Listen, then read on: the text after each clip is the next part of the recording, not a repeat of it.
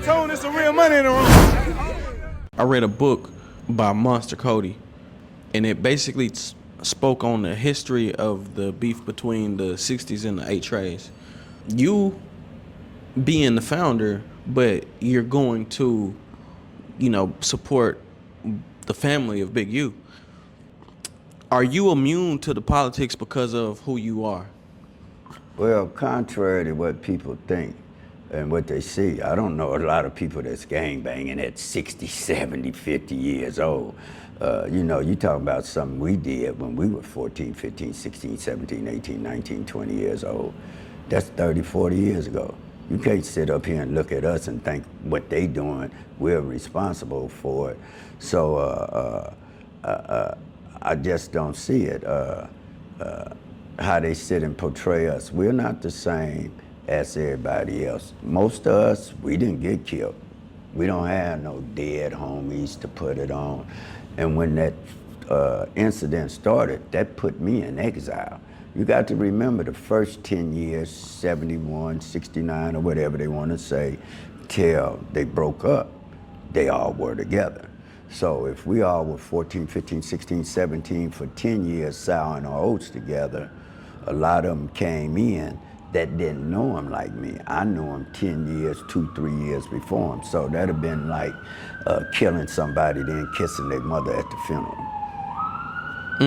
That's the terminology that would have been used. So that put me in exile for 40 years because I know these guys' mothers from all sets. You got to remember, before they started beefing, we were unified, not uniformity. They practice uniformity. They dress the same, they look the same, they do the same, but they're not together. We were unified. Big difference. Right. I didn't know that. I didn't even think that the founders could be exiled from something that they started.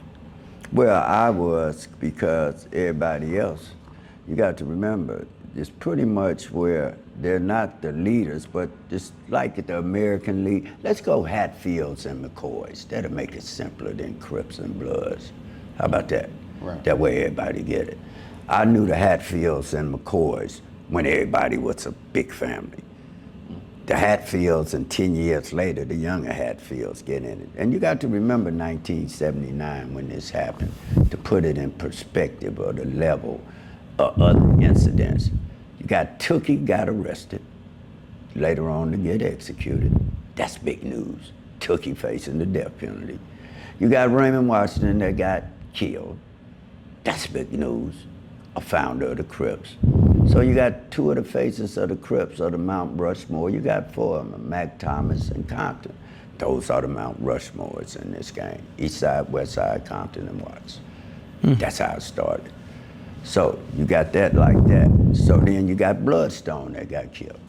You had a lot of other things that go on to where you put it in perspective. They're 14, 15-year-olds. You got the next level, AAA, 15, 16, 17. Then you got the major leagues. So that, in that perspective, it wasn't, nobody talked about Raymond getting killed like it was gossip. Nobody talked about Tookie like it was gossip. But the younger ones, that was their era and their time to sow their oats. So that changed the game, 79 or 80. Then a lot of us started going and barking to prison because we was old enough now to where we could get 40 arrests because it was rehabilitation. Now they don't come out with the fitness here and that punish everybody in America in 75, 76. So that was another factor. We started going to prison, and that was another battle. Now you got young blacks in here where they just biting at the bits, the BGF, the Mexican Mafia, the Aryan Brotherhoods, the police, the Nathaniels, the Southern, the Sunnis, the Unorthodox, the UBNs, you name them. We had to fight them. So when they talk about it was over, now we got another fight. You talking about going up against George Jackson, young man, where you had to shower with your clothes on, because they'll kill you if they seen you naked in there. That's how serious they was. So we hear this other stuff about, oh, it wasn't over. No, it wasn't over. Because now we got 20 years where they telling us to put them rags down. Y'all can't do that here. So we had to establish that. Right. So when I hear him bragging about fighting in front of the police, that's game goofy.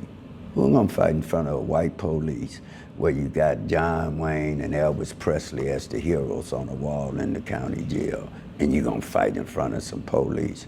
That ain't happening with us. Hey, RealToon, it's some real money in the room.